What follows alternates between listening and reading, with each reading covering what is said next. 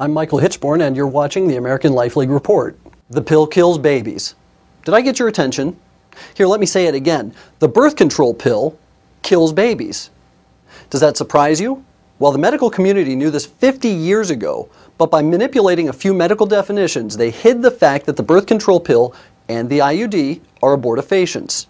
Here's a video to show you how it works. The progesterone has two effects.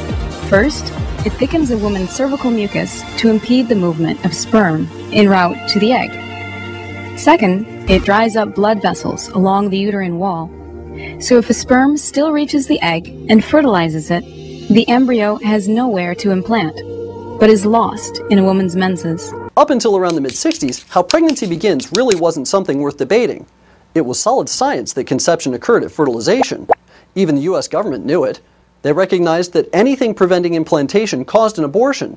Back in 1963, the health department put out a leaflet that said, "All the measures which impair the viability of the zygote at any time between the instant of fertilization and the completion of labor constitute, in the strict sense, procedures for inducing abortion." Now, this kind of language posed a major marketing problem for the birth control movement. And so the only way to make these drugs acceptable to the general public was to change the definition of conception.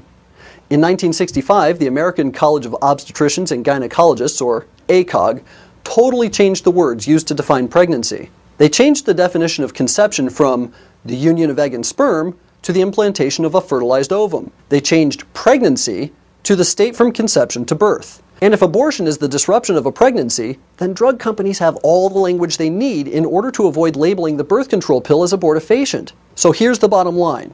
A few people in the medical community deliberately confused the language in order to hide the fact that the pill kills babies. That way they can make the IUD and the so-called birth control pill marketable. June 7th marks the 43rd anniversary of the Supreme Court decision Griswold v. Connecticut, and American Life League is instituting Protest the Pill Day 08. The pill kills babies. On that day, people across the country will be doing their part to let the public know the truth about the pill. Our website, thepillkills.com, is packed with information ranging from the history of the pill, a map room of protests, and an explanation of how the pill kills babies. On Saturday, June 7th, gather outside any place that distributes the birth control pill. You can wear the Pill Kills t-shirt, hold the Pill Kills sign, and on the back of the sign are talking points to help you answer any difficult questions you may have while protesting the pill. And be sure to download our free flyer. Simply fill out the local protest information and give it to pro-lifers in your area. That way, everyone knows where and when to meet. So mark your calendar for June 7th, Protest the Pill Day 08, the pill kills babies, and remember, the only voice these babies have is yours. For American Life League, I'm Michael Hitchborn.